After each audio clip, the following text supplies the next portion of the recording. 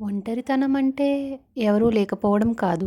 మన చుట్టూ కుటుంబం, స్నేహితులు, సోషల్ మీడియా ఫాలోవర్లు ఉన్నా మనసులో ఎవరూ లేరనే ఫీలింగ్. నువ్వు నవ్వుతున్నావు. కానీ ఆ నవ్వు వెనుక ఎవరికీ తెలియని ఖాళీ ఉంది. ఈ వీడియో చూస్తున్న నువ్వు కూడా రాత్రిళ్ళు ఎవరితోనైనా మాట్లాడాలి అనిపించి ఫోన్ స్క్రీన్ చూస్తూ ఉండిపోతున్నావా? అయితే ఈ కథ నీకోసమే. అతని పేరు రామ్. మంచి ఉద్యోగం, నగరంలో మంచి జీవితం. ప్రతిరోజు టైంకి ఆఫీస్, టైంకి ఇంటికి రావడం. బయట నుంచి చూస్తే సెట్ అయిన లైఫ్ అనిపిస్తుంది. కానీ నిజమేమిటంటే ఆఫీస్లో నవ్వుతాడు, మీటింగ్స్లో మాట్లాడతాడు, చుట్టూ అందరితో కలిసిపోతాడు. కానీ ఇంటికి వచ్చాక డోర్ మూసిన క్షణం నుంచి అతని ముఖం మారిపోతుంది. చీకటి గది, నిశ్శబ్దం, ఫోన్లో స్క్రోల్ అవుతూ పోయే లైఫ్లు. వాళ్ళందరికీ ఎవరొకరున్నారు, నాకే ఎందుకిలా? ఈ ప్రశ్న ప్రతిరోజు అతని మనసులో తిరుగుతూనే ఉంటుంది. ఒంటరితనం నెమ్మదిగా వస్తుంది. మొదట ఎవరికైనా కాల్ చేయాలనిపిస్తుంది, కానీ డిస్టర్బ్ చేస్తానేమో అని ఆగిపోతాం. తర్వాత ఎవరూ మనల్ని కాల్ చేయడం లేదని మనమే తప్పు అనుకుంటాం.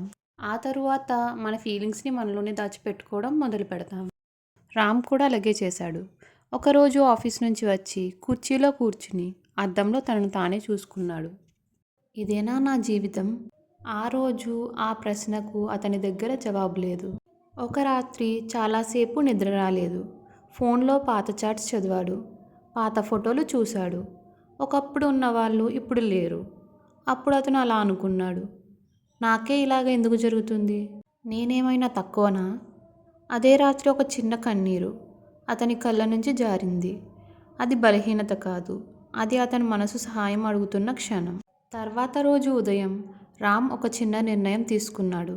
జీవితం మొత్తం మార్చాలని కాదు, ఒక చిన్న అడుగు వేయాలని. మొదటి పని తన ఫీలింగ్స్ని రాయడం. రోజు రాత్రి నోట్బుక్ తెరిచి మనసులో మాటలు రాయడం మొదలుపెట్టాడు. రాయడం మొదలుపెట్టాక అతనికి అర్థమైంది, నా లోపల చాలా చెప్పుకోవాలనుకున్న మాటలు ఉన్నాయి. తర్వాత రోజుకు అరగంట బయటికి వెళ్ళడం మొదలుపెట్టాడు.